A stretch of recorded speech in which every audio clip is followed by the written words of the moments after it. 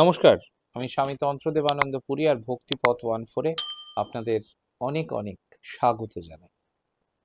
এই পর্বে আমাদের আলোচনার বিষয় ভারতের নিরাপত্তা এবং আমাদের ভবিষ্যৎ।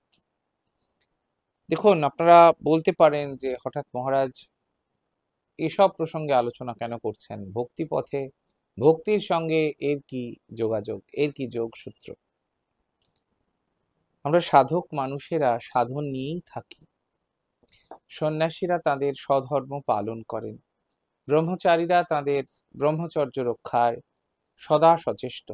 ঠিক তেমনভাবেই আমাদের দেশের যারা অতন্দ্র প্রহরী, যারা দেশ মায়ের সন্তান, দেশব্রতী, যারা দেশের সেবা করেন, নিজেদের জীবন বাজি রেখে আমাদের প্রত্যেকের রাতের ঘুম সুনিশ্চিত করেন, দেশকে পাহারা দেন সারাদিন সারা রাত, নিজেদের জীবনের সমস্ত স্বাচ্ছন্দ্য, সমস্ত সুখ শান্তি বিনষ্ট করে, তারা আমাদের জওয়ান সেনাবাহিনীর ভাই বোনেরা।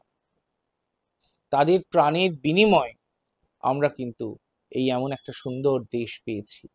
তাদের প্রাণের বিনিময়ে আমরা এই বড় বড় কথা বলছি, হাসছি, খেলছি, ঘুরছি।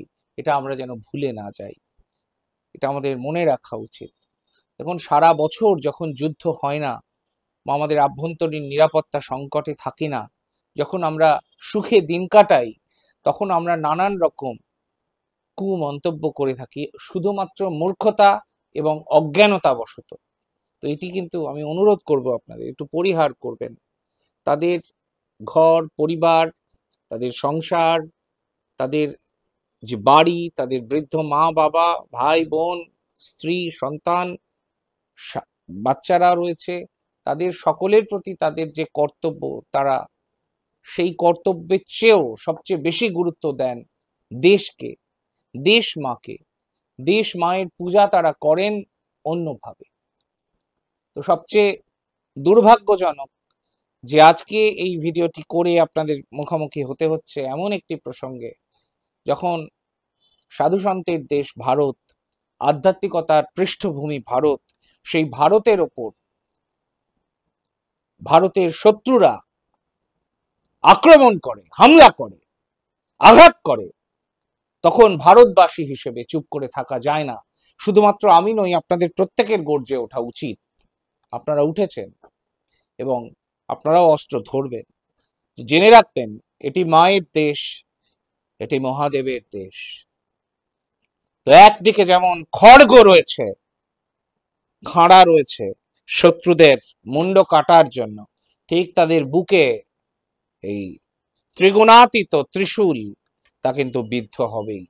যারা ভারতের দিকে আঙুল তুলেছে, ভারতকে ধ্বংস করতে চায়, ভারতকে কবজা করার স্বপ্ন দেখে, সেই সমস্ত ভারত বিরোধী শক্তি এবং তার আড়ালে লুকিয়ে থাকা কিছু মানুষ, আমি জানি না তারা কোনখানকার মানুষ, তারা কোথা থেকে এসেছেন, তারা এই ভারতের মধ্যে থেকে মাতৃপ্রেমে তাদের তো মাতোয়ারা হওয়া উচিত। আমরা সনাতনী হিন্দুরা, আমাদের নৈতিক কর্তব্য দেশকে রক্ষা করা এবং স্বধর্মকে রক্ষা করা। ধর্মের ওপর যখনই কোনো আঘাত আসে, আমাদের সাধু সন্ন্যাসীরা তারা কিন্তু নিজেদের জীবনের কোনোদিনই কোনো পরোয়া করেন না এবং তারা খুব রেজিমেন্টেড ওয়েতে দেশ মায়ের পুজোয় ঝাঁপিয়ে পড়েন। তো সেটি কিন্তু খুব বড় একটি চেপে দেওয়া ইতিহাস। আপনাদের প্রত্যেকেরই একটা ধারণা আছে সাধু সন্তরা কি করবে, তারা একটু ভগবানের নাম করবে, কীর্তন করবে, খঞ্জনি বাজাবে, ঢোল বাজাবে, মন্ত্র পাঠ করবে, যাগযজ্ঞ করবে, হোম করবে। না, এ ধারণা ভুল। তারা অস্ত্র হাতে লড়াই করে। দেখেছেন তো আমাদের দেবী দেবতাদের? এমন একজন দেবী দেবতাকে দেখাতে পারেন যার হাতে অস্ত্র নেই? প্রত্যেকে সশস্ত্র। তার মানে এই নয় যে তারা হিংসা ছড়াচ্ছেন, তার মানে এই যে একটি গাল বাড়িয়ে দিলে অপর গালের, একটি গালে মারলে অপর গালটিকেও বাড়িয়ে দিতে হবে। আমরা তো শাক্ত, আমরা তো বীর, আমরা তো শক্তি নিয়ে খেলা করি। জীবন মৃত্যুকে পায়ের ভৃত্য করে সাধু সন্তেরা এগিয়ে যান। আত্ম উপলব্ধির স্বার্থে, ঈশ্বরীয় অনুভূতির স্বার্থে, ঈশ্বরকে লাভ করার জন্য।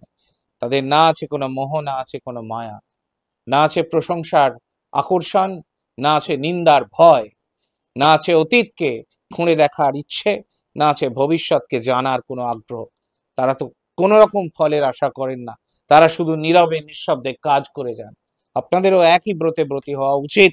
দেশ যখন সংকটে, দেশ মা যখন রক্তাক্ত, দেশের সন্তানরা, বীর সন্তানরা শহীদ হচ্ছেন, মৃত্যুবরণ করছেন, আত্মত্যাগের জীবনকে নতুন করে রক্ত তিলক অঙ্কিত করছে, এই দেশ বিরোধী, এই মাতৃবিরোধী শক্তি, একে উপড়ে ফেলা উচিত। দেশের সমস্ত মানুষের উচিত নতুন করে এই মাতৃপূজনে ব্রতী হওয়া। আমি বলে থাকি, প্রতি মাতেই মা। প্রত্যেক নারীর মধ্যে যে মাতৃশক্তি আছে, নারী কখনো বোন, কখনো স্ত্রী, কিন্তু তার মধ্যেও সেই মাতৃত্বময়ী, পরম চৈতন্যময়ীর সত্তা শক্তি বিদ্যমান। তাই তো আমরা কুমারী পূজা করি। আমি বলে থাকি, প্রতি মাতেই মা, আর তাই দিয়েই তৈরি হয় প্রতিমা। ইয়া দেবী সর্বভূতেষু মাতৃরূপেণ সংস্থিতা, নমস্তস্मै নমস্তস্मै নমস্তস্मै নমো নমঃ। এরা মাতৃবিরোধী, মাতৃহন্তা, মায়ের শক্তিকে, তো এরা মূর্খ, তাই জন্য মাকে হত্যা করার কথা ভাবে। পরম চৈতন্যময়ীর কি কোনো জন্ম মৃত্যু আছে? আদি পরাশক্তির কি কোনো শেষ আছে? কিন্তু অশেষ, অনন্ত। তো সেই অনন্ত আশীর্বাদে বলিয়ান ভারত, এই শস্য শ্যামলা দেশ, সোনার দেশ ভারত।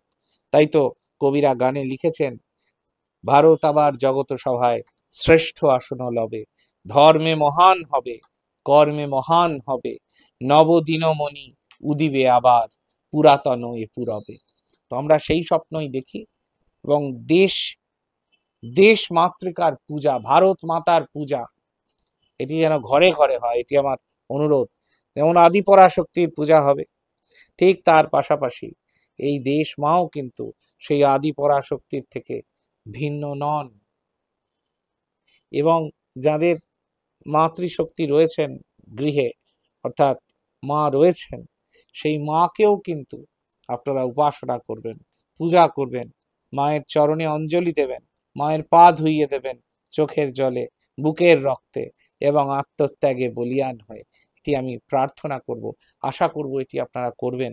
যেখানে নারী শক্তির উদযাপন, যেখানে নারী শক্তির উদযাপন, উৎসব এবং প্রসাদ, সেখানেই কিন্তু জয় সুনিশ্চিত।